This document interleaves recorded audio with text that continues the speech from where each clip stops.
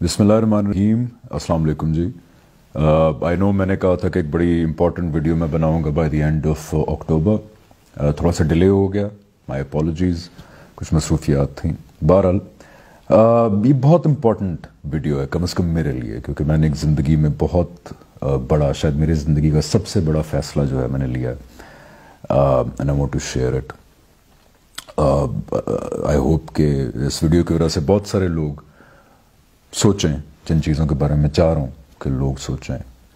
पहले तो अल्लाह ताला का बहुत शुक्र है कि जो अल्लाह ताला ने मुझे जो भी इज़्ज़त दी, प्यार दिया आप लोगों का, through the medium of drama, films and acting. मेरी आज अल्लाह ताला ने इतनी इज़्ज़त दी है कि मेरी कोई बात हो या मैं कुछ लिखूं ट्विटर पे तो वो हज़ारों लोगों तक या लाखों लोगों तक बात पहुंचती है। इसके लिए मैं अल्लाह ताला का बेहद शुक्रगुजार हूँ और आप लोगों का बहुत शुक्रगुजार हूँ जिन्होंने इतनी प्यार दी, मोहब्बत दी मुझे। जो फैसला है वो बताने से पहले मैं कुछ आपको थोड़ी सी बैक स्टोरी अपनी ज़िंदगी की बताना चाहता हूँ, और ये फैसला खुदा के बारे में है। तो इसको ज़रा, इसलिए आई वुडंट केयर कि ड्यूरेशन कितनी लंबी होती है वीडियो की। आई जस्ट वांट कि the point should go across. इस फैसले को बताने से पहले थोड़ी सी अपनी ज़िंदगी की मैं आपसे बैक स्टोरी शेयर करना चाहता हूँ, इन अ नटशेल, बहुत छोटी करके, समराइज करके। मैं अपनी नौमरी में ही जब बड़ा हुआ, मे बी 14-15, तो मेरे ज़हन में सवालात पैदा हुए, एग्जिस्टेंशियल क्वेश्चंस पैदा हुए कि क्या मैं क्यों हूँ, ये दुनिया क्यों है, क्या इसका कोई बनाने वाला है या नहीं है, क्या मौत पे ज़िंदगी ख़त्म होती है या मौत के बाद ज़िंदगी है। ये सारे सवालात, इस कायनात का कोई बनाने वाला है या नहीं, ये सारे वो सवालात थे जो मुझे बहुत तंग करते थे व्हेन आई वाज 14-15। हमारे यहाँ जो मेरे इर्द गिर्द मजहबी तबकात थे, बिकॉज जब भी ये सवाल आपके जहन में आते हैं तो आप सबसे पहले मजहबी तबके के पास जाते हैं, वहाँ से मुझे कुछ सेटिस्फाइंग आंसर्स नहीं मिले जो हमारा मजहबी फ़िक्र है। याद रखिए, खुदा के पैगाम को जब इंसान ने इंटरप्रेट किया, तशरीह की उसकी, तो उसके रिज़ल्ट में एक मजहबी फ़िक्र मौजूद में आता है जिसको हम रिलीजियस थाट कहते हैं। तो बहरहाल मुझे वहाँ से सेटिस्फाइंग जवाब कुछ नहीं मिले, तो मैं अपनी नौमरी में ही एथियस्ट हो गया, जिसको मुल्हिद कहते हैं या दहरिया कहते हैं। तो I became an atheist when I was 14-15। Then it so happened कि मैं यूएस गया। Cutting the long story short, science was actually something which brought me back to being a theist. मैं इस नतीजे पे पहुंचा कि इस कायनात को बहरहाल कोई बनाने वाला है। This is not a result of blind forces of nature. इस कंक्लूजन से फिर मैं मज़हब की तरफ आया, और जब मैंने वाकई अपने आप को तमाम कल्चरल बायसेस से, और बाय द वे मैंने तमाम मज़हबों को देखा कि which make sense, because I thought कि अगर इस कायनात को बनाने वाला है तो उसने कुछ ना कुछ तो बताया होगा कि मैं कौन हूँ, तुम कौन हो, क्यों बनाया। तो looked into religions, and when I finally, आखिरकार मैं इस्लाम के अंदर जब मैंने देखा, तो जब मैंने अपने आप को तमाम cultural, social biases, emotional biases से बालातर हो के जब इस्लाम को देखा, तो मुझे यहाँ खुदा नज़र आया। मुझे वाकई, I can't deny it, I finally realised कि this is actually divine message to Mankind, the final divine message to Mankind. इसकी डिटेल्स तो सारी ज़िंदगी इंशाल्लाह मैं आपको बताता ही रहूँगा, जो सुनना चाहे उनके लिए। बहरहाल जब मैं इस कंक्लूजन पे पहुंचा, और ये बहुत बड़ी कंक्लूजन है कि ये ज़िंदगी ख़त्म होने वाली है। हम तमाम लोगों की ज़िंदगी में एक वाक़या होने वाला है, ये गौर से सुनिएगा, जिसको हम मौत कहते हैं, जिसके बारे में हम सोचना पसंद नहीं करते, बात करना पसंद नहीं करते। हमने मौत को टैबू कर दिया, लेकिन ये कितनी बड़ी आयरनी है कि हमारी ज़िंदगी की सबसे बड़ी हकीकत ही मौत है। 10 साल बाद, 20, 30, 40, 50, 60, 70, थोड़ा से अरसे के बाद हम सब ने, कुल्लु नफ्सुन ज़ाइक़तुल मौत, हम सब ने मौत का मज़ा चखना है। लेकिन कितनी बड़ी बदकिस्मती है कि हम उस बारे में ना सोचते हैं ना बात करते हैं। تو مجھے یہ احساس ہوا کہ اس موت کے بعد ایک بہت عظیم واقعہ ہونے والا ہے جس کو ہم کہتے ہیں روز قیامت کی، یعنی کہ میں نے اپنے پروردگار، اپنے بنانے والے کے سامنے میری جواب دہی ہوگی اس زندگی کی جو میں اس دنیا میں جی رہا ہوں۔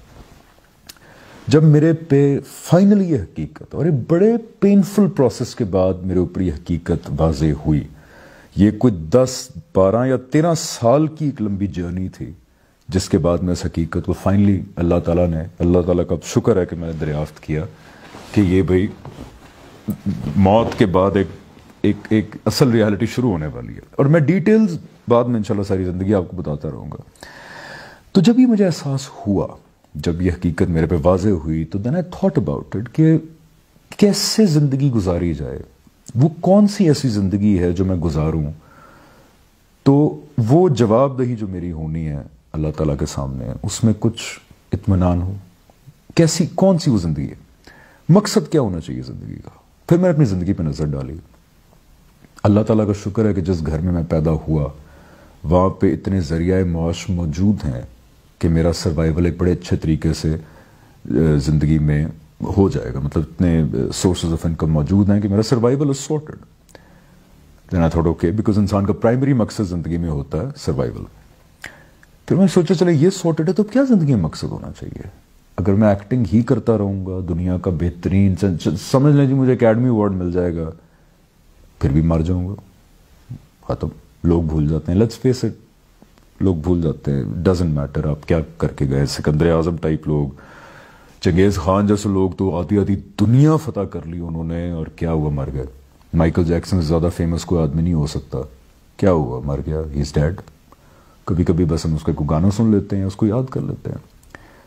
تمام زندگی کے مقصد جتنے میں سوچتا گیا، چاہے وہ سیاست تھی، شوبز تھا، کچھ بھی تھا، ہمیشہ مجھے یہ لگا کہ میرا تمام مقصد جو میں سوچ رہا ہوں وہ موت پہ ختم ہو جاتے ہیں، میری زندگی کے ساتھ وہ تمام مقصد ختم ہو جاتے ہیں۔ آئی لک ایٹ مائی ٹرافیز جو مجھے ہم ایوارڈز یا لکس اسٹائل ایوارڈ، یہ سارے ایوارڈز ملتے ہیں، میرا ایک شیلف ہے کمرے میں جس کو میں دیکھتا ہوں ان ایوارڈز کو، کہ میرے لیے ایوارڈز بڑی اہمیت رکھتے ہیں، کیونکہ ایک آپ کے ہارڈ ورک کو ریوارڈ کیا جائے، جب ریکگنیشن دی جائے تو آپ کے لیے بڑا میٹر کرتا ہے وہ۔ پتہ نہیں تھاٹ کہ میں مر جاؤں گا تو میرے بچوں کے لیے، ان کے بچوں کے لیے یہ ایوارڈز صرف ایک لکڑی کا یا میٹل کا ٹکڑا ہوگا، ان کے لیے اس کی کوئی اہمیت نہیں ہوگی۔ سو ہر مقصد میری موت کے ساتھ مجھے ختم ہوتا ہوا نظر آیا۔ پھر میں نے سوچا کہ 2 چیزیں ہیں جو اگر میں زندگی میں کروں تو موت کے وقت اطمینان ہوگا، اور اللہ کرے کہ جب میری جواب دہی ہو میرے پروردگار کے سامنے تو اللہ تعالیٰ بھی شاید خوش ہوں میرے سے اور کہیں کہ ویل ڈن، اچھا کیا تم نے۔ اور وہ مقصد یہ تھا کہ نمبر 1 انسانیت کی خدمت، چیریٹی، وہ تو فرض ہے، وہ جتنی کی جائے کم ہے۔ اس کے علاوہ میں اب اپنی زندگی میں نے فیصلہ یہ کیا ہے کہ گزارنا چاہتا ہوں خدا کے بارے میں بات کرتے ہوئے، اس خبر کے بارے میں بات کرتے ہوئے کہ اس زندگی کے بعد ایک بہت عظیم واقعہ ہونے والا ہے، اس بارے میں بات کرتے ہوئے میں اپنی زندگی گزارنا چاہتا ہوں۔ Call it religious activist, call it دعویٰ، call it whatever you want, but I want to not talk about God, I want to talk about these things.